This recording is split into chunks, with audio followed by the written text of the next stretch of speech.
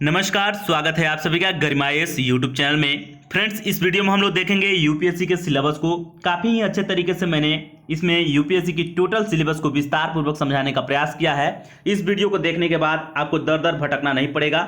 आप लोग इत्मीनान से, वीडियो थोड़ा लंबा जरूर होगा लेकिन आप लोग को कोई भी चीज़ छूटेगा नहीं, तो इसलिए इस वीडियो को शुरू से लेकर अंत तक जरूर देखिए और अच्छा लगे तो लास्ट में लाइक और शेयर जरूर कर दीजिएगा।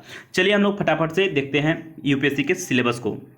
जो भी लोग 2021 में एग्जाम देने वाले हैं, विशेषकर उनके लिए खासा ध्यान में रखकर मैंने ये वीडियो बनाया है। चलिए हम लोग देखने का प्रयास करते हैं।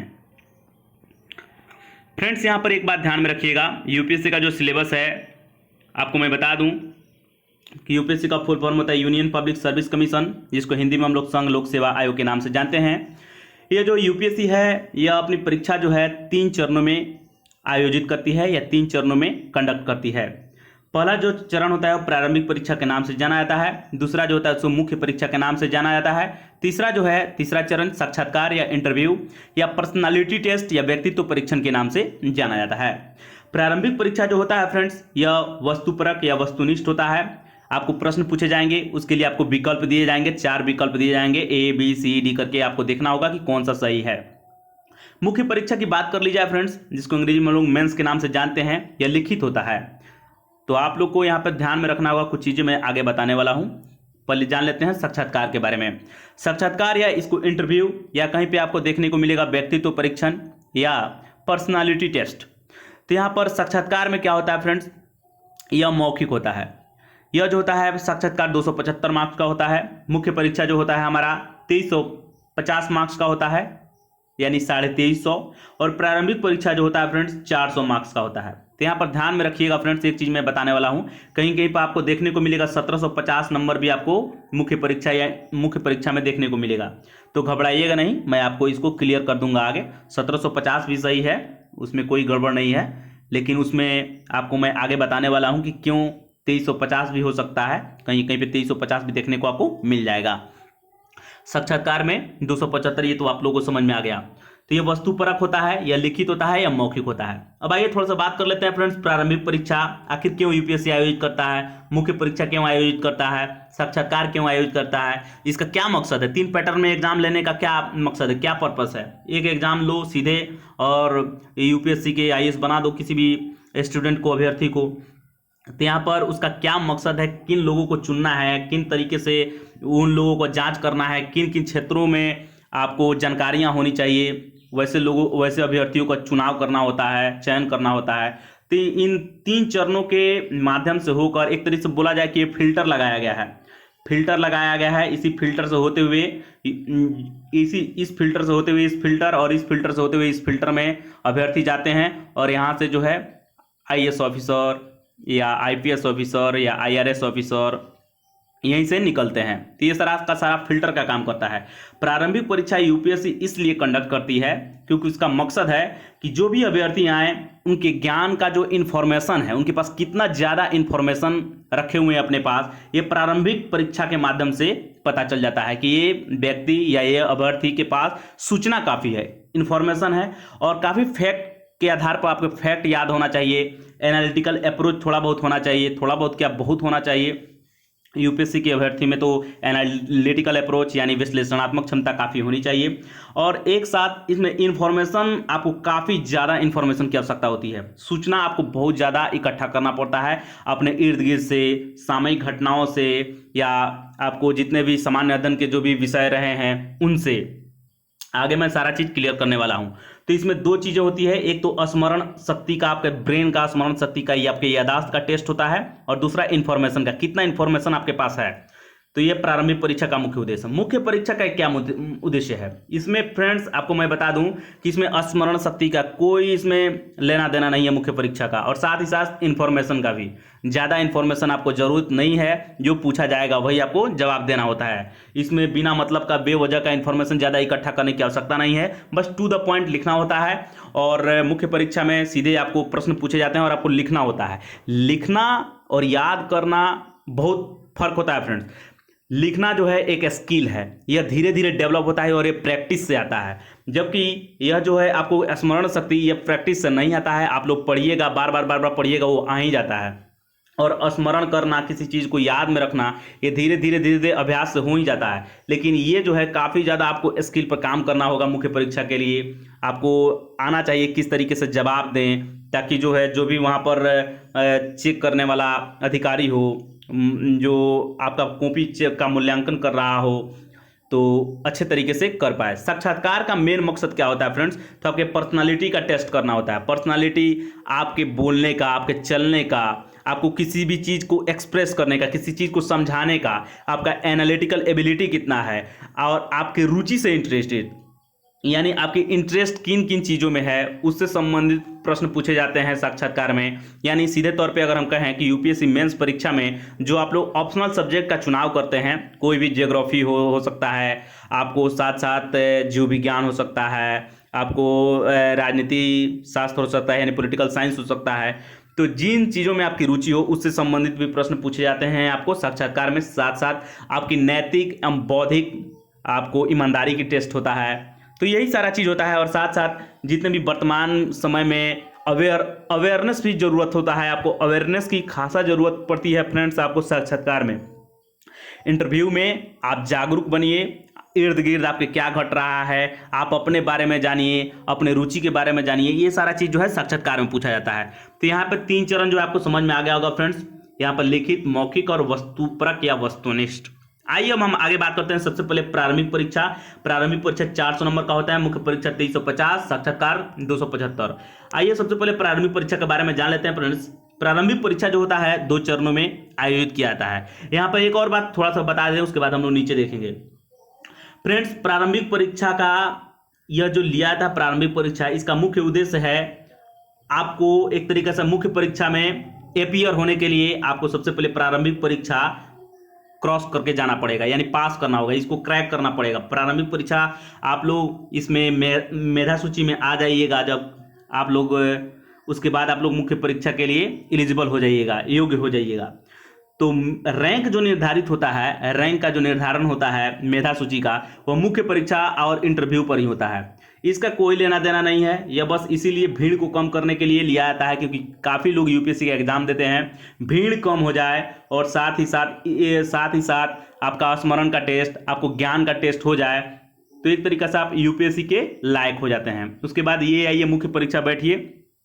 यूपीएससी का जो स्टूडेंट होता है, अभ्यर्थी होता है, मुख्य रूप से कहा जाए तो उसी को माना जाता है, और हम भी मानते हैं जो मुख्य परीक्षा में जाकर बैठता है, मुख्य परीक्षा में अपीयर होता है। ये तो सारे के सारे लोग भर सकते हैं, ये जो है सारे के सारे एग्जाम में बैठ सकते हैं। कोई भी, जो भी ग्रेजुएशन हो, जो भी स्नातक की किसी भी मान्यता प्राप्त विश्वविद्यालय से स्नातक में उत्तीर्ण हो, वे आराम से प्रारंभिक परीक्षा में बैठ सकते हैं। लेकिन मुख्य परीक्षा में कौन बैठेगा? जो प्रारंभिक परीक्षा क्रॉस करेगा। तो इतना समझ में आया होगा फ्रेंड्स। तो आइए हम बात करते हैं थोड़ा सा प्रारंभिक परीक्षा के बारे में, उसके बाद मेंस पर आपको मुख्य परीक्षा के बारे में, उसके बाद आपको इंटरव्यू यानी अंतिम जो परीक्षा होता है उसके बारे में, अंतिम फिल्टर जो होता है उसके बारे में। सबसे पहले जो होता है प्रारंभिक परीक्षा प्रीलिम्स जो होता है, इसमें 2 पेपर होते हैं, सामान्य अध्ययन प्रश्न पत्र 1 और सामान्य अध्ययन प्रश्न पत्र 2। सामान्य अध्ययन प्रश्न पत्र 1 को जीएस पेपर 1 के नाम से जाना जाता है, और सामान्य अध्ययन प्रश्न पत्र 2 को सीसेट के नाम से जाना जाता है। सीसेट को हम लोग इंग्लिश में इसका फुल फॉर्म होता है सिविल सर्विसेज एप्टीट्यूड टेस्ट, इसको हिंदी में सिविल सेवा अभिवृत्ति परीक्षा के नाम से जाना जाता है। क्या क्या इन चीज़ों में पढ़ना है, यह 2011 में लाया गया फ्रेंड्स। उसके पहले ऑप्शनल विषय लेने पड़ते थे आपको सीसेट के जगह पर प्रीलिम्स में, लेकिन ऑप्शनल सब्जेक्ट को हटा दिया गया, वैकल्पिक विषय को, और उसके जगह पर सीसेट लाया गया। क्यों, आगे बताता हूँ कि कौन कौन सी चीज़ें को पढ़ना है आपको सीसेट के अंतर्गत। तो यहाँ पर थोड़ा सा चीज़ों को देख लीजिए। टोटल मार्क जो होता है जीएस पेपर 1 में, यानी प्रीलिम्स में 2 पेपर होता है, तो जीएस पेपर 1 यानी सामान्य अध्ययन प्रश्न पत्र 1 में टोटल मार्क जो है 200 नंबर का होता है। टाइम ड्यूरेशन जो होता है फ्रेंड्स, यानी समयावधि 2 घंटे का होता है, और नंबर ऑफ क्वेश्चन यानी प्रश्नों की संख्या 100 होता है। तो यहाँ पर एक प्रश्न जो है 2 नंबर का हो गया, तभी तो 100 प्रश्न पूछे जा रहे हैं और 200 मार्क्स का हो रहा है। और यहाँ पर ध्यान में रखिएगा, यहाँ पर अगर आपका एक प्रश्न गलत हो रहा है, अगर एक प्रश्न गलत हो रहा है तो 0.33 नंबर काट लिए जाते हैं सही अंक में से। यानी सीधे तौर पे कहा जाए कि अगर आपका 3 प्रश्न गलत होते हैं तो 1 नंबर आपका कट जाएगा। 3 प्रश्न अगर गलत होते हैं तो 1 नंबर आपका काट लिया जाएगा। आइए अब बात कर लेते हैं सामान्य अध्ययन प्रश्न पत्र 2, जिसको कि हम लोग सीसेट के नाम से जानते हैं। इसमें जो है फ्रेंड्स नंबर ऑफ क्वेश्चन 80 होता है और टोटल मार्क्स जो होता है 250, यानी एक प्रश्न जो है 2.5 यानी 2.5 नंबर का होता है। एक प्रश्न 2.5 नंबर का होता है, प्रश्न इसमें 80 होते हैं और टाइम ड्यूरेशन सेम है जितना कि प्रश्न पत्र 1 में था। टाइम सेम रहेगा, आपको केवल क्वेश्चन का जो है नंबर यानी क्वेश्चन का संख्या जो है उसको घटा दिया गया है। आपको सामान्य अध्ययन प्रश्न पत्र में देख लीजिए, यहाँ पर 100 है और यहाँ पर जो है 80 है, तो यही है, आपको ज़्यादा अंतर नहीं है, ध्यान में रखिएगा। आइए आगे बात कर लेते हैं फ्रेंड्स अब मुख्य परीक्षा का। मुख्य परीक्षा में मैंने आपको बताया था 1750 नंबर भी आपको कहीं पर देखने को मिलेगा, लेकिन आइए हम आपको समझा देंगे तो अच्छे तरीके से समझ में आ जाएगा। मुख्य परीक्षा मैंने यहाँ पे लिखा है फ्रेंड्स 2350 नंबर, 2350 मार्क्स का होता है आपको मुख्य परीक्षा। आप प्रीलिम्स को क्रैक कर चुके हैं, उसके बाद आप मुख्य परीक्षा के लिए एलिजिबल हो जाएंगे, योग्य हो जाएंगे, आप इसमें बैठ सकते हैं। तो मुख्य परीक्षा के लिए फिर आपको आवेदन देना होता है और उसके बाद आप इसमें अपीयर हो सकते हैं। तो इसमें जो है फ्रेंड्स देख लीजिए, यहाँ पे अनिवार्य विषय होता है, उसके बाद निबंध का पेपर होता है, उसके बाद सामान्य अध्ययन का पेपर होता है, उसके बाद वैकल्पिक विषय का होता है। और यहाँ पर जो अनिवार्य पेपर होता है फ्रेंड्स, इसको लैंग्वेज पेपर के नाम से भी जाना जाता है। लैंग्वेज यानी भाषा पेपर। भाषा पेपर में यह कंपलसरी होता है आपको देना, यह कंपलसरी होता है, अनिवार्य होता है कि आपको यह एग्जाम देना ही होगा, यह एग्जाम देना आवश्यक है। लेकिन इसका जो नंबर होता है फ्रेंड्स, यह मुख्य परीक्षा में ऐड नहीं होता है, ध्यान में रखिएगा, मुख्य परीक्षा में ऐड नहीं होता है। तो यहां पे थोड़ा सा बातों को ध्यान में रखिएगा। निबंध जो होता है फ्रेंड्स, ये हमारा 250 नंबर का होता है। सामान्य अध्ययन का जो पेपर होता है, 4 सामान्य अध्ययन के पेपर होते हैं फ्रेंड्स, 1000 नंबर का, 1000 मार्क्स का। और टोटल मार्क्स जो है वैकल्पिक विषय का, वैकल्पिक विषय 2 होते हैं और इसमें टोटल मार्क्स 500। इस तरीके से हम लोग देखते हैं 600 ये, 250 ये, 1000 ये, 500 ये, यानी 1000 और 500 1500, 1500 और 600, 6 5 21 हुआ, 2100 और 250, 2350 आपको हो गया। यहाँ पर देखने को इसको ऐड कीजिएगा तो आपको 2350 देखने को मिलेगा। तो मैंने क्या बताया था फ्रेंड्स, कहीं पे आपको 1750 देखने को मिल सकता है टोटल मार्क्स, तो यहाँ पे इसी को ऐड नहीं किया जाता है क्योंकि इसका मार्क्स जुड़ता नहीं है। लेकिन ध्यान में रखिएगा, सबसे पहले यही कॉपी चेक होता है जो अनिवार्य कंपलसरी पेपर होता है भाषा वाला। इसमें तो एक इंग्लिश लेना अनिवार्य है, जिसमें कि आपको इंग्लिश में 25% मार्क्स लाना ही होता है। 25% मार्क्स यानी 300 में 25% लाना होता है, यानी 75 नंबर लाइए और पास हो जाइएगा। और साथ ही साथ संविधान में 22 भाषा जो है, 22 भाषाओं का वर्णन किया गया है, तो उन 22 भाषाओं में से जो भारतीय भाषा है उसमें से एक भाषा को आप ले सकते हैं। तो जो भी उत्तर भारत के लोग हैं वे तो ईजिली लेते हैं, आपको आसानी से देखने को मिलता है कि हिंदी ही लेते हैं, और बहुत लोग मैथिली ले लेते हैं, कन्नड़ भी ले सकते हैं, तमिल ले सकते हैं, मराठी ले सकते हैं, गुजराती ले सकते हैं। जो भी भाषा में आप सक्षम हो देने में, वो भाषा को चुनाव कर सकते हैं, हम आपको नीचे में बताएंगे अच्छे तरीके से। तो अनिवार्य विषय जो होता है 300 का होता है, यानी 2 पेपर होता है अनिवार्य पेपर, एक तो इंग्लिश का और दूसरा क्या होता है, तो दूसरा 22 भाषा जो संविधान में वर्णित किया गया है उसमें से एक भाषा। निबंध का एक पेपर का होता है निबंध, सामान्य अध्ययन का 4 पेपर और वैकल्पिक का 2। इसमें आप लोग कोई दिक्कत नहीं होगा। तो यहाँ पर हम ऐड करके यहाँ पर दिखा चुके हैं फ्रेंड्स कि टोटल जो ये 600 नंबर, ये 250 ये, 1000 ये और ये 500 ये, टोटल मार्क जो है 2350 हो गया। 600 माइनस कर दिए हैं क्योंकि यह जो है अनिवार्य पेपर है, लेकिन मेधा सूची का निर्धारण जब होता है, रैंकिंग का निर्धारण होता है, उसमें इसका कोई योगदान नहीं होता है, तो इसलिए 600 घटा दिए तो 1750 हो गया। 1750 ये और 275 आपका इंटरव्यू वाला, तो 1750 और 275 हो गया हमारा कितना, 2025 नंबर। यानी टोटल यूपीएससी का जो एग्जाम लिया जाता है 2025 नंबर का होता है, और इसमें से आप 1000 के लगभग टारगेट लेकर के चलिए, 1000 के लगभग, तो आपका रिजल्ट जो है हो जाता है। क्योंकि 1000 से ज़्यादा अगर बोलते हैं कि 1100 भी आता है तो लोग टॉप कर जाते हैं यूपीएससी में। तो बस आधा ही लाना होता है, 50% आपको लाना होता है। आइए बात कर लेते हैं अनिवार्य पेपर जो होता है उसके बारे में, जो 600 नंबर का होता है, जो कंपलसरी तो होता है लेकिन इसके नंबर जुटते नहीं हैं। उसी प्रकार आपको प्रीलिम्स में भी होता है फ्रेंड्स, सीसेट के भी नंबर जुटते नहीं, लेकिन आपको पास करना अनिवार्य है, 33% नंबर लाना आपको अनिवार्य है। तो हम आपको आगे बताएंगे किस तरीके से आप सीसेट को आप क्रैक कर सकते हैं।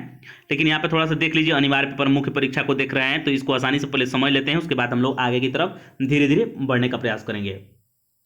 अनिवार्य पेपर को अंग्रेजी में हम लोग कंपलसरी पेपर के नाम से जानते हैं, इसको लैंग्वेज पेपर के नाम से भी जाना जाता है। जो 600 मार्क्स का होता है, 300 मार्क्स का, यानी 2 पेपर है, तो 300 मार्क्स का इंग्लिश वाला और 300 मार्क्स का वो जो भारतीय भाषा से संबंधित है, जो कि संविधान के 8वीं अनुसूची में जो भी भाषाओं के बारे में वर्णित किया गया है उससे संबंधित।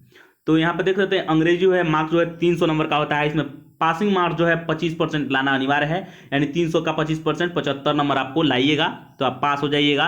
और जब इसमें आपको 75 नंबर आ जाएगा तो बाकी का जो है आपको कॉपी चेक होगा, नहीं तो आपका कॉपी ही चेक नहीं होता है। सबसे पहले यही 2 सब्जेक्ट आपको चेक होते हैं, देखा जाता है। उसके बाद देख सकते हैं यहाँ पर इंडियन लैंग्वेज, जिसमें भारतीय भाषा ये होता है आपको 300 नंबर का, और इसमें पासिंग मार्क्स जो है 30% है, यानी 300 का 30% निकालिएगा तो 90 नंबर होता है, यानी 300 में आप 90 नंबर लाइएगा तो आपको इंडियन लैंग्वेज में जो भी आप भाषा लेते हैं उसमें तो आसानी से आपका ये एलिजिबल हो जाइएगा, क्योंकि ये क्वालिफाइंग है, आपको इसमें पास करना अनिवार्य है। उसके बाद आपको बाकी का जो पेपर होता है, बाकी का जो 7 पेपर है वो सारा का सारा चेक हो जाएगा। इसलिए यहाँ पर फ्रेंड्स हम आपको एक चीज़ दिखा देना चाहते हैं, थोड़ा सा समझ लीजिए, उसके बाद हम लोग आगे बढ़ेंगे। मेंस में जो होता है फ्रेंड्स, मेंस का जो एग्जाम होता है, मेंस में टोटल जो पेपर होते हैं 9 पेपर का एग्जाम होता है, जिसमें कि अनिवार्य जो कंपलसरी पेपर है 2, निबंध 1, सामान्य अध्ययन 4 और वैकल्पिक 2। तो इस तरीके से 4, 2, 6, 1, 7 और 2, 9 देखने को मिला। लेकिन 9 में 7 पेपर के आधार पर ही आपको मेधा सूची का निर्धारण किया जाता है। जो भी आपको रिजल्ट आता है, आपको रैंकिंग देखने को मिलता है, उसमें इतना ही पेपर यानी 7 पेपर को ध्यान में रख करके बनाया जाता है। ये तो अनिवार्य है, देना अनिवार्य है, पास होइएगा तभी ये सब कॉपी चेक होगा, नहीं तो नहीं होगा। तो यहाँ पर समझ लीजिए, यहाँ पर फिल्टर लगाया गया है फ्रेंड्स। अनिवार्य पेपर इसलिए लगाया गया है ताकि आप अंग्रेजी को ठीक से पढ़ने और समझ सकते हैं कि नहीं। यूपीएससी का एग्जाम अगर देते हैं तो बाकी चीज़ आपको आना चाहिए या नहीं, सबसे पहले थोड़ा बहुत अंग्रेजी समझ लीजिए और साथ ही साथ भारत का किसी एक भाषा को अच्छे तरीके से समझिए, ताकि आपको शासन प्रशासन में कोई भी दिक्कत ना हो।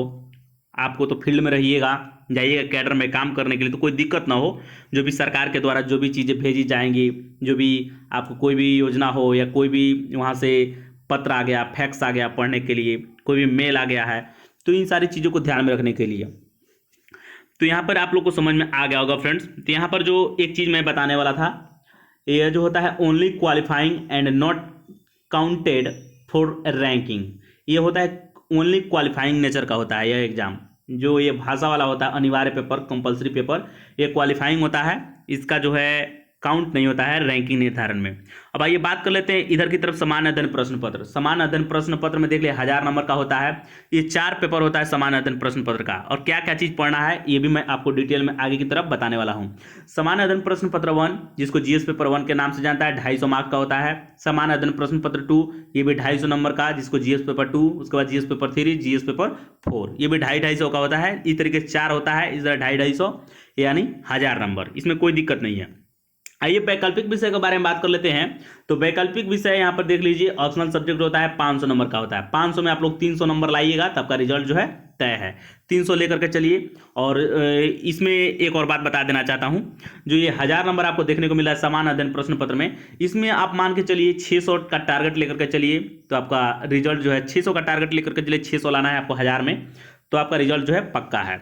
और साथ ही साथ इसमें मैं बता दूं, वैकल्पिक विषय में आपको 500 में 300 प्लस लाने का प्रयास जरूर कीजिए, तभी आपका जो है अच्छे तरीके से अच्छे रैंक पे आप लोग निकलिएगा। अच्छे रैंक के साथ जो है आप लोग क्वालिफाई कर पाइएगा, एग्जाम में आपका सिलेक्ट हो पाइएगा, सिलेक्शन हो पाएगा, चयन हो पाएगा।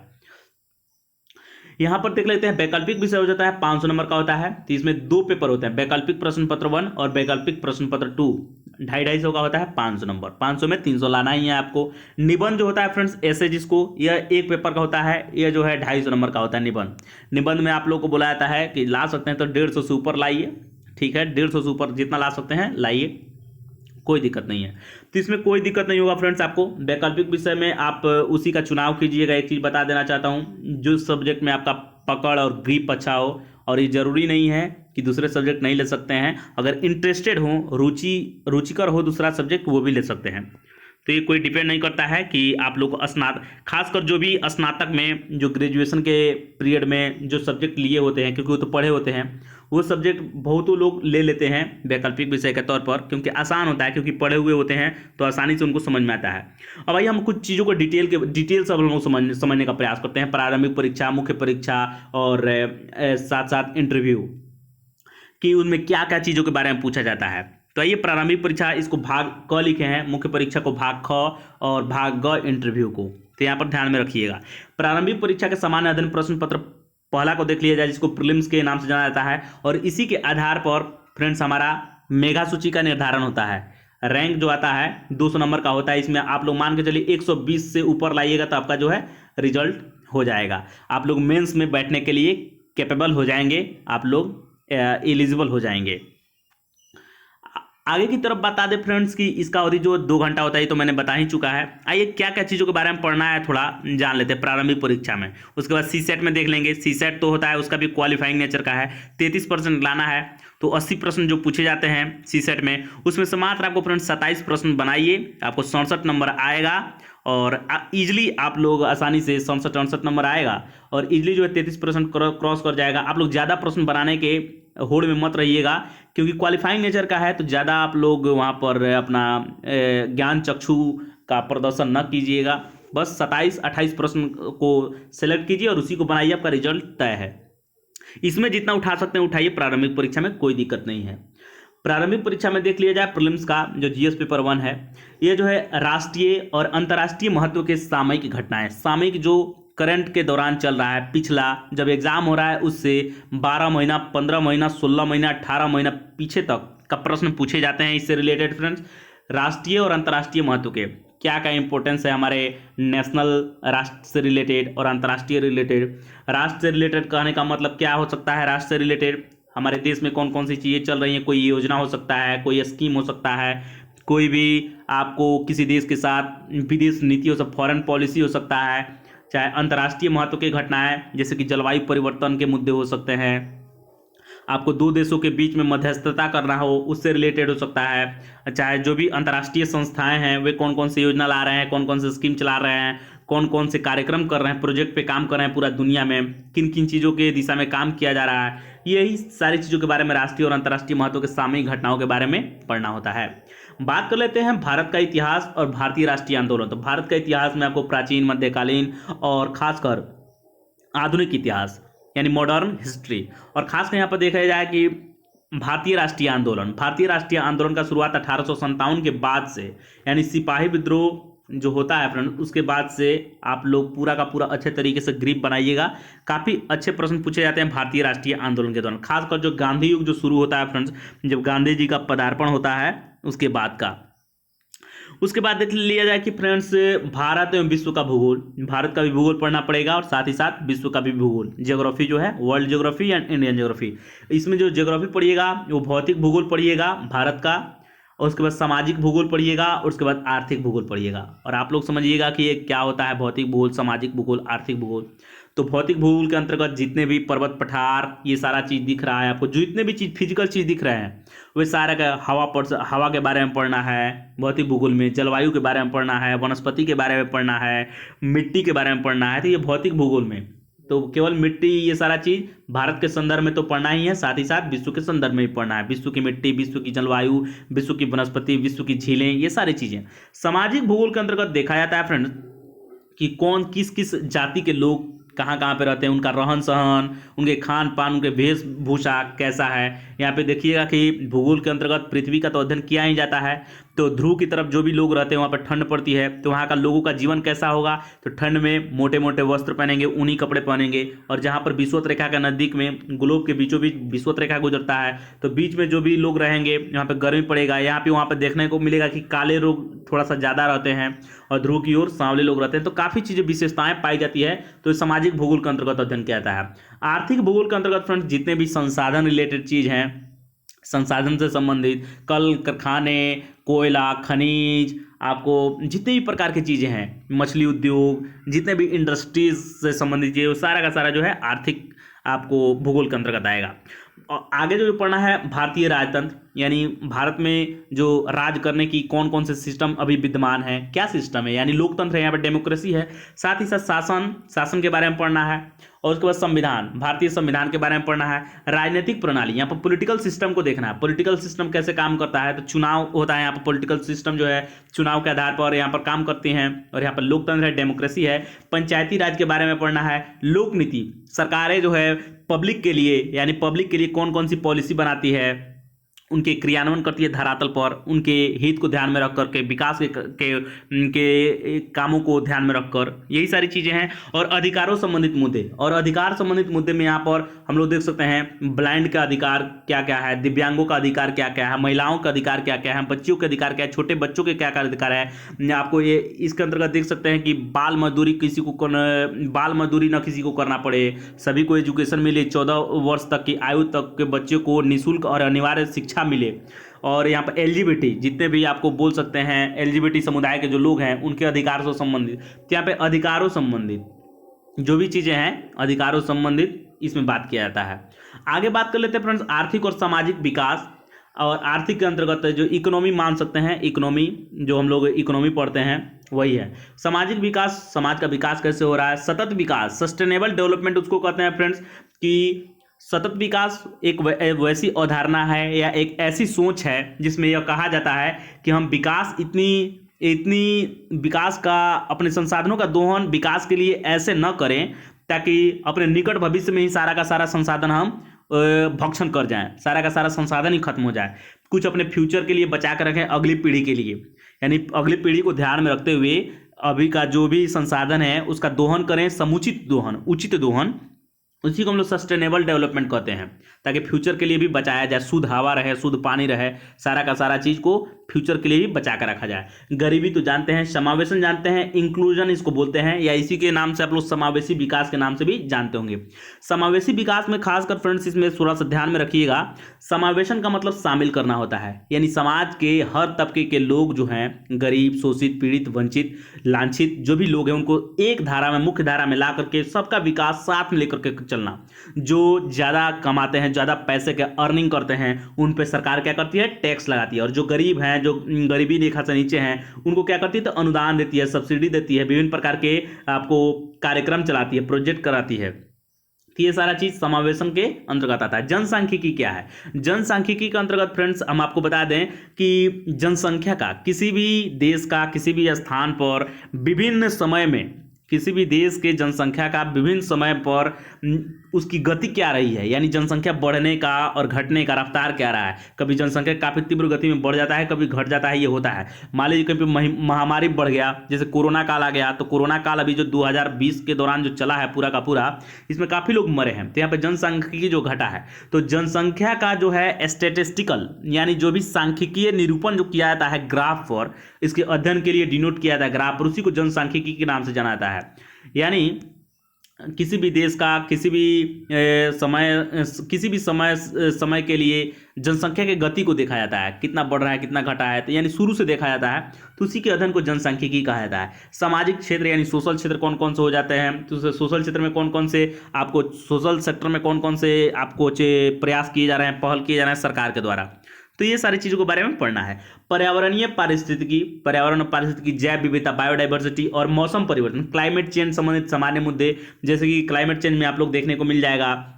क्लाइमेट चेंज में क्या क्या हो रहा है, यहाँ पर देख सकते हैं कि काफ़ी ज़्यादा गर्मी बढ़ रहा है, और इसके कारण जो है फ्रेंड्स ओजोन का क्षय हो रहा है, साथ ही साथ कार्बन डाइऑक्साइड का मात्रा जो है वायुमंडल में बढ़ रहा है। इसके कारण दोनों ध्रुव पर जो है आपको दोनों ध्रुवीय जो भी बर्फ है वो पिघल रहे हैं, साथ ही साथ काफ़ी वनस्पति जो है नष्ट होते जा रहा है, विलुप्त होते जा रहा है, काफ़ी जीव जो है विलुप्त होते जा रहे हैं। तो ये मौसम परिवर्तन के क्या इफेक्ट हो रहा है उसके बारे में जानना है, उससे संबंधित मुद्दे।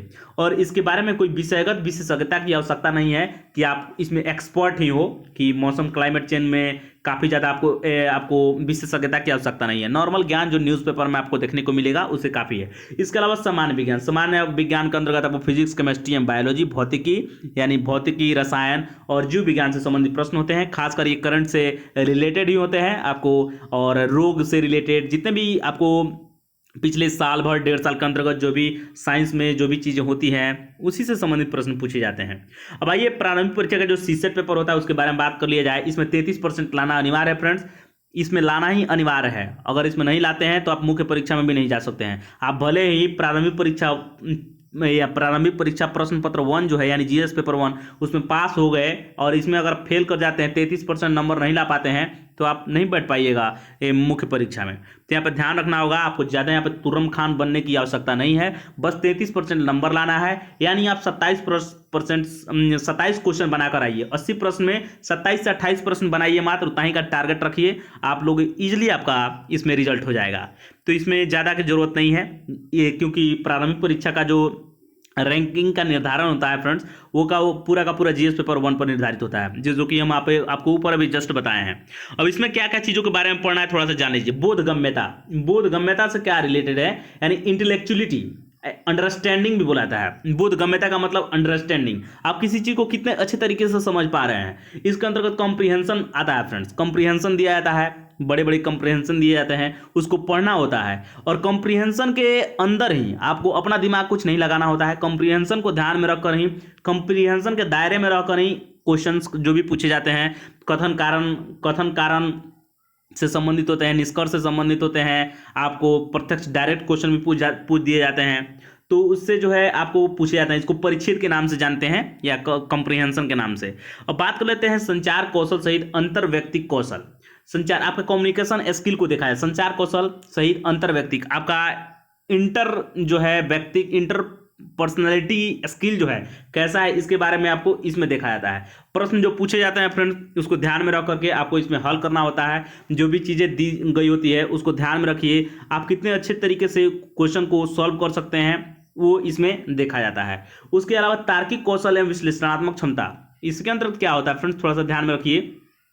तार्किक कौशल के अंतर्गत ध्यान में रखा जाता है, और विश्लेषणात्मक क्षमता, किसी चीज को आप कितना अच्छे तरीके से एनालाइज कर सकते हैं, विश्लेषण कर सकते हैं। तार्किक कौशल यानी जो भी आपको प्रश्न पूछे जाएंगे उसको तर्क के आधार पर आप अपना दिमाग लगाइए, थोड़ा सा ये अभ्यास से आता है फ्रेंड्स। तार्किक कौशल एवं विश्लेषणात्मक क्षमता जितना ही प्रैक्टिस कीजिएगा उतना ही बनेगा। आप प्रीवियस ईयर का क्वेश्चन बनाइए, जरूर आपको सॉल्व होते चला जाएगा। आप लोग प्रश्न देखिएगा उस टाइप का तो समझ में आएगा, क्योंकि उस टाइप का हम प्रश्न यहाँ पर तो बता नहीं रहे हैं, इसलिए थोड़ा सा आपको दिक्कत होगा यहाँ पर समझने में, लेकिन कोई दिक्कत नहीं है। क्या क्या पढ़ना है थोड़ा देख लीजिए। निर्णय लेना और समस्या समाधान, तो यहाँ पर निर्णय लेना क्या होता है, तब कितने जल्दी किसी भी चीज को क्विक किसी भी चीज में निर्णय लेते हैं, यानी आपको कुछ परिस्थितियां क्रिएट किए जाएंगी और कुछ समस्या दिया जाएगा। उस समस्या के अंतर्गत उस समस्या में अपने आप को रखिएगा, तभी प्रश्न को सॉल्व कीजिएगा, तो आपका आंसर जो है ऑटोमेटिकली आंसर जो है निकल करके सामने आ जाएगा। यानी जो भी समस्याएं दी जाएंगी उसमें अपने आप को फिट कीजिएगा और जो है आसानी से प्रश्न आ जाएगा। यानी सबसे अच्छा निर्णय कौन सा, उसमें आपको लगेगा ऐसा कि सारा का सारा ऑप्शन सही ही है,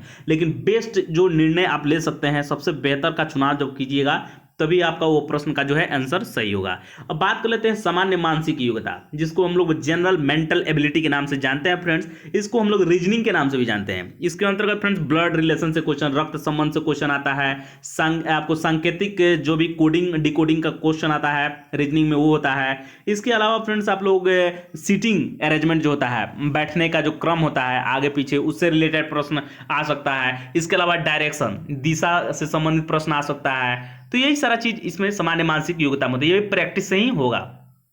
आधारभूत संख्यन, तो इसमें फ्रेंड्स आधारभूत संख्या ये मैथ है, गणित है, यह मुख्य रूप से 10वीं कक्षा के स्तर का जो है पूछा जाता है। इसमें नंबर और उससे संबंध कैसे होते हैं, यानी नंबर एंड उसके रिलेशन से संबंधित प्रश्न पूछे जाते हैं। इनका विस्तार और क्रम के बारे में जो 10वीं कक्षा के स्तर का होता है, और साथ साथ आंकड़ों का निर्वचन या समंकों का निर्वचन, कहीं पर समंक आपको देखने को भी मिल जाएगा, समंकों का निर्वचन। इसमें फ्रेंड्स आपको मुख्य रूप से चार्ट, ग्राफ, तालिका और आंकड़ा दिए जाते हैं। ये मुख्य रूप से जो समंकों का निर्वचन जो है फ्रेंड्स, या आंकड़ों का निर्वचन, ये आपको आंकड़ों से संबंधित जो भी प्रश्न दिए जाएंगे उसमें आंकड़े दिए जाएंगे, और उसी आंकड़ों को ध्यान में रख करके बार बार आप प्रैक्टिस कीजिएगा। जो भी आंकड़े, विविध आंकड़ों को ध्यान में रखना होता है, और आप लोग उसी आंकड़े के आधार पर उस प्रश्नों के आंसर देने होते हैं। तो ये ध्यान में रखिएगा तो अच्छे तरीके से बनेगा। ये भी प्रैक्टिस से आता है, कुछ खास नहीं है फ्रेंड्स, आप लोग बस प्रैक्टिस से आएगा, और ज्यादा ध्यान में मत रखिएगा। आप लोग बस इस पे थोड़ा ज्यादा ध्यान दीजिएगा, बोधगम्यता पर, उसके बाद थोड़ा सा गणित पे ध्यान दीजिएगा, उसके बाद इसमें सामान्य मानसिक योग्यता और निर्णय लेना और समस्या समाधान, इतनी चीजों को अगर तैयारी करके जाते हैं तो आपका जो है सीसेट इजिली क्लियर हो जाएगा, कोई दिक्कत नहीं होगा। आइए अगला बात कर लेते हैं फ्रेंड्स, जो यूपीएससी का मेंस का जो सिलेबस था सामान्य अध्ययन का, GS paper 1, GS paper 2, GS paper 3, GS paper 4, उसका जो सिलेबस जो है फटाफट से देख लेते हैं। काफी तेजी में हम इसको बताएंगे फ्रेंड्स। काफ़ी डिटेल में है, लेकिन यहाँ पर आप लोग लिखना चाहिएगा तो लिख लीजिएगा, क्योंकि यहाँ पर बोलेंगे नहीं फ्रेंड्स। एक बार हम बस रीड करते जाएंगे, क्योंकि यहाँ पर हम रुक करके बताएंगे तो काफ़ी वीडियो ज़्यादा जो काफ़ी लंबा हो सकता है फ्रेंड। तो यहाँ पे थोड़ा सा ध्यान में रखिएगा इन चीज़ों को, क्योंकि वीडियो 34 मिनट का हो चुका है, इसलिए फटाफट फटफट से हमको चलना पड़ेगा। सामान्य अध्ययन प्रश्न पत्र 1 में फ्रेंड्स भारतीय विरासत, संस्कृति, विश्व का इतिहास, भूगोल और समाज के बारे में पढ़ना है। अब इसी को काफ़ी डिटेल में बताया गया है। इस भारतीय विरासत के अंतर्गत भारत के विरासत यानी पैतृक संपत्ति क्या क्या रही है, यानी भारत के जो भी इतिहास रहे हैं वे अपने पीढ़ियों को क्या दिए हैं, तो बहुत चीज दिए हैं। हम लोग आज जिस स्थिति में हैं वो क्या हम लोग का केवल हम ही लोग का योगदान है, इसमें हम लोग का कोई योगदान नहीं है। ये इसकी जड़ें जब खोदिएगा तो पता चलेगा जो अतीत में इसकी जड़ें हैं। आज हम लोग जिस स्थिति पे, जिस स्टेज पे आगे पहुंचे हैं विकास के दौर में, जिस समाज को हम लोग देख रहे हैं, जिस समाज में हम लोग जी रहे हैं, ये आज का समाज नहीं है। ये एक निरंतर प्रक्रिया से विकास करता हुआ आज तक आ पहुंचा है। तो यहाँ पर ध्यान में रखिएगा भारतीय विरासत, संस्कृति, कल्चर, खान पान, रहन सहन, पहनावा, ये सब के बारे में। ये विश्व का इतिहास पढ़ना है, विश्व के संदर्भ में भी, भूगोल के बारे में जानते हैं, सोसाइटी के बारे में थोड़ा सा अध्ययन करना है। और इसको डिटेल में जब देखिएगा तो इसमें क्या क्या पढ़ना है हम बस एक बार रीड करते चलते हैं। भारतीय संस्कृति में प्राचीन काल से आधुनिक काल तक के कला के रूप, कला में आपको कोई भी हो सकता है, नृत्य कला, साहित्य कला, वास्तुकला, कोई भी हो सकता है। साहित्य और वास्तुकला में के मुख्य पहलू शामिल होंगे, यहाँ पर देख सकते हैं। मुख्य रूप से लिटरेचर कौन कौन से रहे हैं, प्राचीन काल के लिटरेचर, मध्यकाल के लिटरेचर, आधुनिक काल के लिटरेचर, तो उस समय के लिटरेचर के बारे में पढ़ना हो। खासकर वास्तुकला, मूर्ति कला हो सकता है, वास्तुकला के अंतर्गत भवन का जो भी किस तरीके से भवन बनाए जाते थे उसके बारे में हो सकता है। 18वीं सदी, अगला देख लेते हैं अगला पॉइंट को। 18वीं सदी के लगभग मध्य से लेकर वर्तमान समय तक का आधुनिक भारतीय इतिहास, यानी 1857 से लेकर के यहाँ पर देख सकते हैं, यानी यहाँ पर 18वीं सदी के मध्य से, यानी 1757, यानी यहाँ पर देख सकते हैं कि प्लासी के युद्ध से आप लोग देख सकते हैं। प्लासी के युद्ध के अंग्रेज जब आते हैं उसके बाद से आप लोग यहाँ पर ध्यान रखिएगा वर्तमान समय तक का आधुनिक भारतीय इतिहास, यानी आज के दौर तक महत्वपूर्ण घटनाएं, कौन कौन सी घटनाएं घटित हुई थी, कौन कौन से व्यक्ति रहे थे आपके राष्ट्रीय आंदोलन में, यानी 18वीं सदी के मध्य से अभी तक के बीच में कौन कौन से महत्वपूर्ण व्यक्ति हुए हैं उनके बारे में और उनके विषय में बारे में जानना है। स्वतंत्रता संग्राम के बारे में जानना है, फ्रीडम मूवमेंट जो था उसके बारे में, उसके विभिन्न चरण कौन कौन से चरण थे, और देश के विभिन्न भागों से इसमें अपना योगदान देने वाले महत्वपूर्ण व्यक्ति और उनका क्या क्या योगदान था उसके बारे में पढ़ना है। अगला पॉइंट देख लेते हैं, स्वतंत्रता के पश्चात देश के अंदर एकीकरण और पुनर्गठन। किन तरीकों से जो भी रियासतें थी, 550 से ज्यादा रियासतें थी, उनको किस तरीके से सरदार वल्लभ भाई पटेल एकीकृत करते हैं, और काफी लोगों का योगदान था, केवल सरदार वल्लभ भाई पटेल का योगदान नहीं था, लेकिन वो नेतृत्व करता थे, इसलिए उनका नाम जो है आगे चल करके आया। और एकीकरण होता है किस तरीके से राज्यों का पुनर्गठन होता है, अलग अलग राज्यों का, जिसमें भाषाई आधार पर सर्वप्रथम आंध्र प्रदेश का आपको गठन होता है। इसके अलावा विश्व के इतिहास में 18वीं सदी की घटनाओं तथा औद्योगिक क्रांति, इंडस्ट्रियल रेवोल्यूशन के बारे में पढ़ना है। विश्व इतिहास यानी वर्ल्ड वॉर के बारे में पढ़ना है। राष्ट्रीय सीमाओं का पुनः सीमाकलन, जिन जिन देशों के बहुत सारे देश हैं आजाद होते गए, किन तरीकों से उनका सीमाओं का निर्धारण किया गया, जैसे भारत पाकिस्तान का हुआ, भारत अफगानिस्तान का, सारे देशों का हुआ। अफ्रीकी कंट्री में तो काफी देशों का आपको डायरेक्ट जो है हुआ है, देखिएगा तो आप लोग पढ़िएगा जब, तो आप काफी इंटरेस्ट आएगा फ्रेंड। यहाँ पे बताना हम उचित नहीं समझ रहे हैं। उसके अलावा देख सकते हैं उपनिवेशवाद के बारे में पढ़ना है, कोलोनियलिज्म, उपनिवेशवाद की समाप्ति कैसे होता है, राजनीति, दर्शन शास्त्र जैसे साम्यवाद, राजनीतिक दर्शन शास्त्र के बारे में पढ़ना है, जैसे कि साम्यवाद, पूंजीवाद, समाजवाद आदि शामिल होंगे। उनके रूप, समाज पर उनका क्या क्या प्रभाव पड़ा था, उनके बारे में पढ़ना है।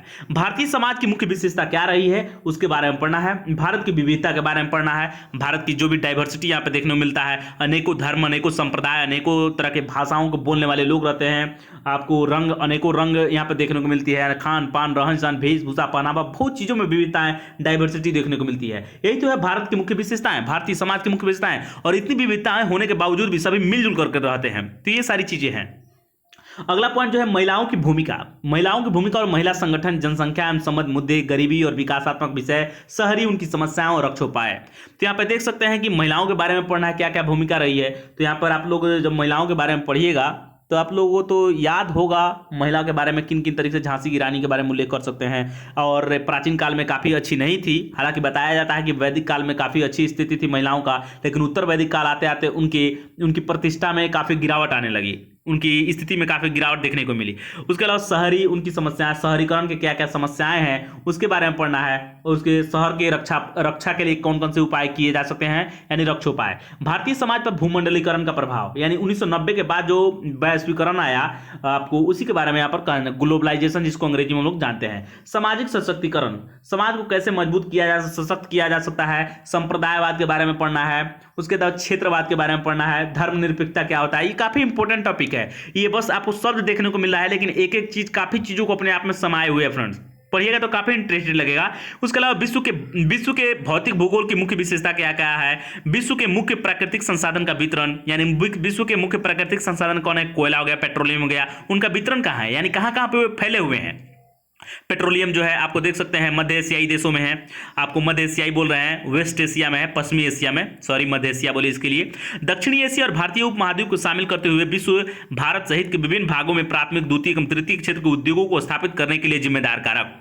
इसके अलावा भूकंप, सुनामी, ज्वालामुखी, हलचल, चक्रवाती आदि जैसी महत्वपूर्ण भूभौतिकीय घटनाएं। आपको आगे देख लेते हैं कि भौगोलिक विशेषताएं, उनके स्थान, अति महत्वपूर्ण भौगोलिक विशेषताओं, जल स्रोत और हिमावरण सहित वनस्पति और प्राणी जगत में परिवर्तन और इस प्रकार के परिवर्तनों का प्रभाव, यानी क्लाइमेट का क्या प्रभाव पड़ रहा है हम आपको बताए ही हैं कौन कौन सी चीजों पर। सामान्य अध्ययन प्रश्न पत्र 2 देख लेते हैं, इसमें शासन व्यवस्था के बारे में पढ़ना है। गवर्नेंस के कौन कौन से सिस्टम है, यहाँ पर देख सकते हैं संविधान, कॉन्स्टिट्यूशन, शासन प्रणाली देख सकते हैं आपको गवर्नेंस का कौन सा सिस्टम है। यहाँ पर सामाजिक न्याय, सोशल जस्टिस, अंतरराष्ट्रीय संबंध यानी इंटरनेशनल रिलेशन कौन कौन से देश से हमारे कैसे हैं, इसके बारे में पढ़ें। इसको डिटेल में देख लेते हैं। भारतीय संविधान, ऐतिहासिक आधार, विकास विशेषताएं, संशोधन, महत्वपूर्ण प्रावधान और बुनियादी संरचना, संघ एवं राज्य के कार्य तथा उत्तरदायित्व, संघीय ढांचे से संबंधित विषय एवं चुनौतियां, स्थानीय स्तर पर शक्तियों में वित्त का हस्तांतरण और उसकी चुनौतियां कौन कौन से हैं, विभिन्न घटकों के बीच शक्तियों का पृथक्करण यानी बंटवारा, विवाद यानी विभिन्न घटक कौन कौन से हो सकते हैं, जैसे विधायिका, कार्यपालिका, न्यायपालिका। कभी कभी आप लोग देखते होंगे कि बहुत सारे चीजों के बारे में टकराहट होती है, जैसे कि दिल्ली में मुख्यमंत्री को लेकर के और राज्यपाल को लेकर के, उपराज्यपाल को लेकर के काफी टकराहट हुई थी। तो उनकी कौन कौन सी शक्तियां हैं, कौन क्या क्या पृथक्करण किया गया है उनके बारे में, उनके विवाद कौन कौन से अभी तक हुए हैं उनके बारे में, निवारण कैसे किया गया, उनके कौन कौन से इंस्टीट्यूशन है, संस्थान है, उसके बारे में।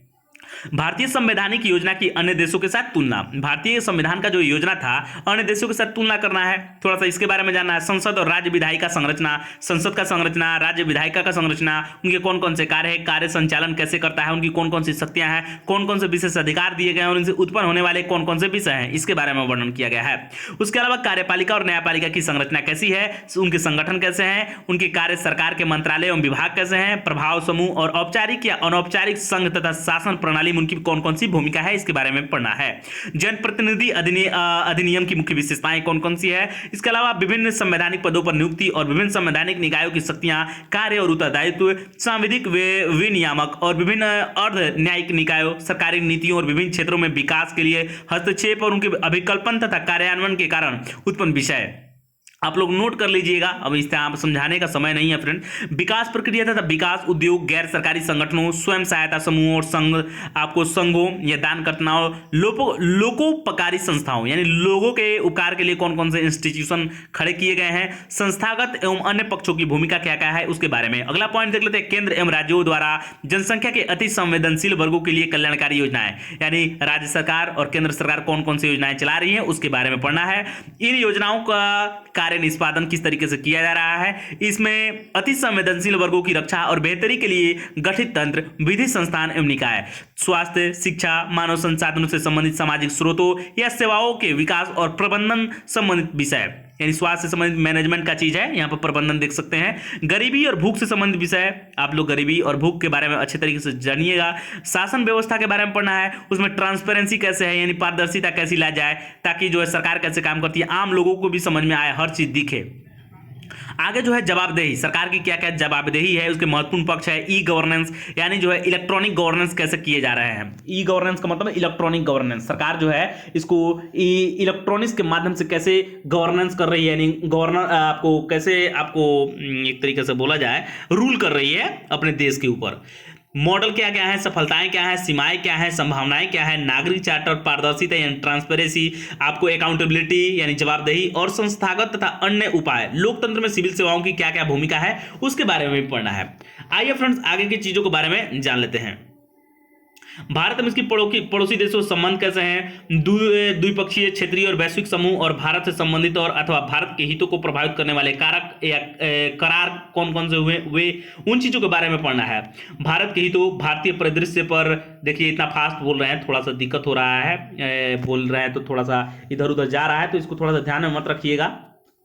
विकासशील देशों की नीतियों तथा राजनीति का प्रभाव, महत्वपूर्ण अंतर्राष्ट्रीय संस्थान कौन का, जैसे IMF हो गया, इंटरनेशनल मॉनेटरी फंड, विश्व बैंक हो गया। इसके अलावा भी आपको विश्व आर्थिक मंच, विश्व वर्ल्ड इकोनॉमिक फोरम यानी WEF के नाम से जाना जाता है। इसके अलावा यूनेस्को हो गया, बहुत सारी चीजें हैं, आप लोग पढ़िएगा तो समझ में आएगा। संस्थाएं और मंच, उसकी संरचनाएं कैसे हैं, अधिदेश कैसे हैं। आइए सामान्य अध्ययन प्रश्न पत्र 3 को देख लेते हैं। इसके अंतर्गत आपको टेक्नोलॉजी ने प्रौद्योगिकी के बारे में पढ़ना है, आर्थिक विकास, इकोनॉमिकल डेवलपमेंट, जैव विविधता, बायोडाइवर्सिटी, एनवायरमेंट, सिक्योरिटी तथा आपदा प्रबंधन यानी डिजास्टर मैनेजमेंट के बारे में पढ़ना है, भारतीय अर्थव्यवस्था तथा योजना के बारे में पढ़ना है, संसाधनों को जुटाने, प्रगति, विकास तथा रोजगार से संबंधित विषय के बारे में पढ़ना है, समावेशी विकास तथा इससे संबंधित विषय, सरकारी बजट के बारे में पढ़ना है, मुख्य फसलें भारत की कौन कौन सी, उसके बारे में, विभिन्न भागों में फसलों का पर्यटन, सिंचाई के विभिन्न प्रकार एवं सिंचाई प्रणाली, कौन कौन सिंचाई की प्रणाली उसके बारे में, कृषि के बारे में पढ़ना है, उत्पादन का भंडारण कैसे किया जाता है, परिवहन किन किन तरीकों से होता है, इनका विपणन यानी व्यापार किस तरीके से होता है, बाजार में किन तरीके से उनको पहुंचाया जाता है, संबंधित विषय और बाधाएं, कौन कौन से संबंधित विषय हैं और क्या क्या बाधाएं आती है भारतीय कृषि के दौरान या भारतीय इकोनॉमी में जो भी चीजें हैं,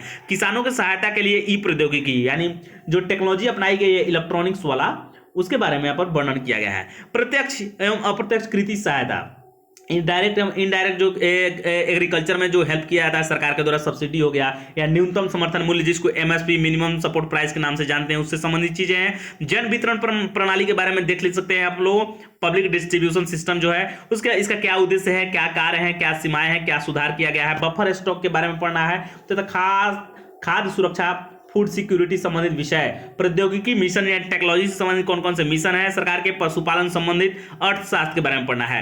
भारत में खाद्य प्रसंस्करण क्या होता है आप लोग डिटेल में पढ़िए, काफी अच्छा चीज है। खाद्य प्रसंस्करण वही चीजें होती हैं जो भी हम लोग कृषि से चीजें हम लोग उत्पादित करते हैं, उसको मशीनों की सहायता से थोड़ा सा टेक्नोलॉजी को यूज करके बनाते हैं, उसी को खाद्य प्रसंस्करण कहा जाता है। जैसे कि आलू से आप चिप्स बना सकते हैं, आम से आप लोग अचार बना सकते हैं, ये सारी चीजें खाद्य प्रसंस्करण के अंतर्गत आती हैं।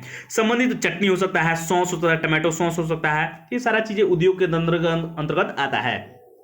इसके अलावा संबंधित उद्योग कार्यक्षेत्र में महत्व स्थान, ऊपरी और नीचे की अपेक्षाएं, आपूर्ति श्रृंखला प्रबंधन, भारत में भूमि सुधार, उदारीकरण का अर्थव्यवस्था पर प्रभाव, औद्योगिक नीति में परिवर्तन तथा औद्योगिक विकास पर इनका प्रभाव, बुनियादी ढांचा कैसा है, इसमें एनर्जी पढ़ना है, बंदरगाह, सड़क, विमानपत्तनम, रेलवे आदि के बारे में पढ़ना है। निवेश यानी निवेश मॉडल यानी किस तरीके से इन्वेस्ट किया जा रहा है, उसके मॉडल को समझना है, ये पढ़िएगा, काफी अच्छे तरीके से समझ में आएगा फ्रेंड्स, भागिएगा तो कुछ नहीं होगा। विज्ञान एवं प्रौद्योगिकी, साइंस एंड टेक्नोलॉजी, विज्ञान एवं अनुप्रयोग, उसके विज्ञान साइंस के क्या क्या एप्लीकेशंस हैं, यूज है, उसी को हम लोग अनुप्रयोग के नाम से जानते हैं। और रोजमर्रा के जीवन पर इसका क्या क्या प्रभाव पड़ता है, यानी साइंस का और टेक्नोलॉजी का क्या प्रभाव पड़ रहा है, मोबाइल का आपके दैनिक जीवन पर इफेक्ट नहीं पड़ रहा है, कंप्यूटर का नहीं पड़ रहा है, ये सारी चीजों का पढ़ ही रहा है, इंटरनेट का पढ़ रहा है। विज्ञान एवं प्रौद्योगिकी में भारतीय की उपलब्धियों, आपको देशज रूप से प्रौद्योगिकी का विकास और नई प्रौद्योगिकी का विकास, सूचना प्रौद्योगिकी, अंतरिक्ष, computer, robotics, nano technology, biotechnology और बौद्धिक संपदा अधिकारों से संबंधित विषयों से संबंध में जागरूकता लाया जाए, किस तरीके से लोगों को जागरूक किया जाए इन विषयों के ऊपर। संरक्षण यानी किस तरीके से उसको बचाया रखा जाए, बचा करके रखा जाए। पर्यावरण प्रदूषण के बारे में पढ़ना है, क्षरण के बारे में पढ़ना है, मृत्यु क्षरण, कोई भी क्षरण हो सकता है, मृदा क्षरण के बारे में, पर्यावरण प्रभाव का आकलन करना है, आपदा और आपदा प्रबंधन के बारे में पढ़ना है, विकास और फैसले, उन्माद के बीच संबंध, कौन कौन से विकास हैं, फैसले लिए गए हैं, किन किन चीजों को लेकर के समाज में उन्माद हो रहे हैं, उनके बीच का क्या संबंध है। आंतरिक सुरक्षा, इंटरनल सिक्योरिटी, यानी भारत के अंदर का सुरक्षा बनाए रखा जाए, उसके लिए क्या क्या चुनौती हैं, जैसे कि नक्सलवाद है, यहाँ पर सांप्रदायिकता है, देख सकते हैं यहाँ पर देखने को मिलेगा। ये सारी चीजें हैं, कौन कौन सी चुनौतियां लाती है। शासन विरोधी तत्वों की भूमिका है, शासन प्रशासन के विरोध के रूप में ये काम करते हैं। आपको नक्सलवाद हो गया, सांप्रदायिकता हो गया, आपको एक तरीके से बोला जाए जातिवाद हो गया, क्षेत्रवाद हो गया, भाषावाद हो गया, ये सारी चीजें। संचार नेटवर्क के माध्यम से आंतरिक सुरक्षा को आंतरिक सुरक्षा को चुनौतियों में मीडिया और सामाजिक नेटवर्किंग साइटों की भूमिका, साइबर सुरक्षा यानी साइबर सिक्योरिटी की बुनियादी बातें, धनोशोधन और इससे रोकना। सीमावर्ती क्षेत्र में सुरक्षा चुनौतियां, यानी सीमावर्ती क्षेत्र यानी भारत जैसे पाकिस्तान हो गया, भारत श्रीलंका के जो बॉर्डर के जो इलाके हैं, उनके सीमावर्ती को जो इलाके हैं, उनके सुरक्षा में कौन कौन सी चुनौतियाँ आती हैं, जैसे कि हमेशा जो है बाहर से सीज फायर का उल्लंघन होते रहता है, कुछ सैनिक इधर घुसपैठ करते रहते हैं भारत पाकिस्तान के बॉर्डर पर, आप लोग जानते होंगे। उनका प्रबंधन कैसे किया जाए, उनका मैनेजमेंट किया जाए, संगठित अपराध और आतंकवाद के बीच का संबंध देखा जाए, विभिन्न सुरक्षा बल और संस्थागत तथा उसके अधिदेश, कौन कौन से सुरक्षा बल यहाँ पर हैं, जैसे सीआरपीएफ है, आपको एनएसजी है, इसके अलावा आईटीबीपी है, एसएसबी है, बहुत सारे सुरक्षा बल काम करते हैं हमारे देश में। इसके अलावा स्टेट के अलग से हैं।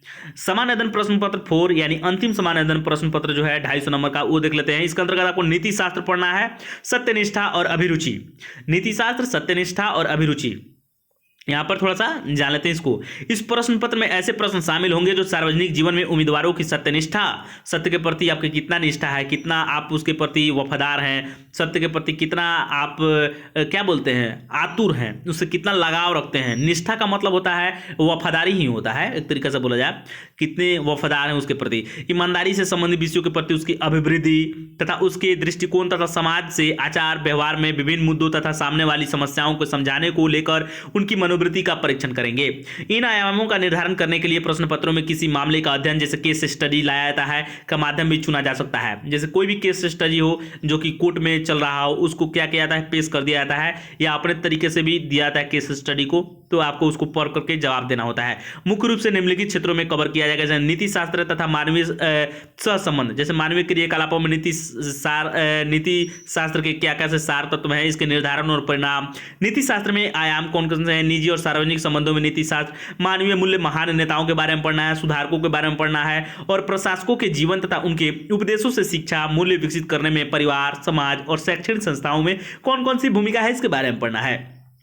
अभिवृत्ति यानी एप्टीट्यूड के बारे में पढ़ना है, जिसमें कि सारांश जो है कट्टेट यानी संरचना, विशेष रूप से इसका स्ट्रक्चर देखना है। वृत्ति माने व्यवसाय होता है, वृत्ति का मतलब व्यवसाय ही होता है। विचार क्या क्या थॉट है, तथा आचरण, किन चीज़ों को आप आचरण करते हैं, व्यवहार करते हैं, उसके परिप्रेक्ष्य में, उसके पर्सपेक्टिव में इसका प्रभाव एवं संबंधित नैतिक एवं राजनीतिक।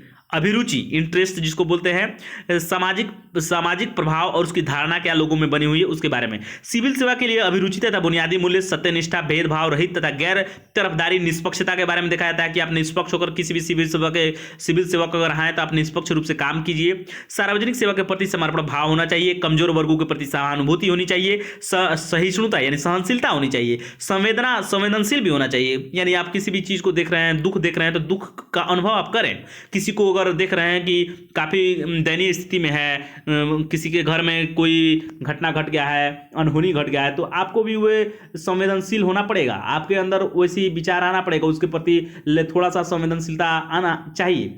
आपको मानवीय मूल्य के तहत जरूर होना चाहिए, नीति यही कहता है। भावनात्मक समझ, अवधारणाएं तथा प्रशासन और शासन व्यवहार में उनके उपयोग और प्रयोग। भारत तथा विश्व के नैतिक विचारों तथा दार्शनिकों में कौन कौन से योगदान है। लोक प्रशासन में लोक सिविल सेवा, मूल्य तथा नीति शास्त्र। स्थिति तथा समस्याएं, सरकारी तथा निजी संस्थानों में नैतिक चिंताएं तथा दुविधाएं, नैतिक मार्गदर्शन के स्रोतों के रूप में विधि यानी कानून, नियम, विनिमय यानी लेन देन तथा अंतरात्मा शासन व्यवस्था में नीतिपरक तथा नैतिक मूल्यों का सुदृढ़ीकरण। अंतर्राष्ट्रीय संबंधों तथा नीति व्यवस्था, फांडे में नैतिक मुद्दे, कॉर्पोरेट शासन व्यवस्था में ईमानदारी कैसे लाया जाए उसके बारे में है। लोक सेवा की अवधारणा, शासन व्यवस्था और ईमानदारी, दार्शनिक आधार कौन कौन से फिलोसॉफिकल इसके बेस हैं। सरकार में सूचना का आदान प्रदान और पारदर्शिता, कैसे जो है सरकार जो है किसी भी सूचना को, आप सरकार के सूचना को आप पा सकते हैं, कोई भी आम पब्लिक पा सकता है, उसके कैसे लिया जा सकता है आम पब्लिक से और सरकार से पब्लिक के द्वारा और पब्लिक से सरकार के द्वारा, किसी भी चीज के बारे में। आचार संहिता के बारे में पढ़ना है। नागरिक घोषणा पत्र के बारे में पढ़ना है। नागरिक घोषणा पत्र जो भी चुनाव में किए जाते हैं उसके बारे में थोड़ा सा देख लेना है। कार्य देखना है, संस्कृति कल्चर देखना है, सेवा प्रदान करने की गुणवत्ता देखना है, लोक निधि में उपयोग, भ्रष्टाचार की कौन कौन सी चुनौतियां हैं, उपयुक्त विषयों पर मामला संबंधित अध्ययन यानी केस स्टडी पढ़ना है। तो इस तरीके से फ्रेंड्स हमारा जो है सत्यमेव जयते आईएएस भारत सरकार, हमारा वीडियो समाप्त होता है यहीं पर। और आपको वीडियो में देखिए बहुत तेजी में बोले हैं, हमको पता है, लेकिन वीडियो अगर अच्छा लगा हो तो लाइक का बटन दबाकर जरूर जाइएगा। अगर अभी तक बने हैं मेरे वीडियो के साथ तो मानिए कि आप में यूपीएससी क्रैक करने की जो है गुण, मूल्य आप में विद्यमान है और आप लगे रहिए, जरूर एक ना एक दिन आप सफल हो जाएंगे। चलिए बेस्ट ऑफ लक, तैयारी बच्चे अच्छे से करते रहिए। अगला वीडियो जरूर आएगा जल्द ही। नमस्कार, धन्यवाद।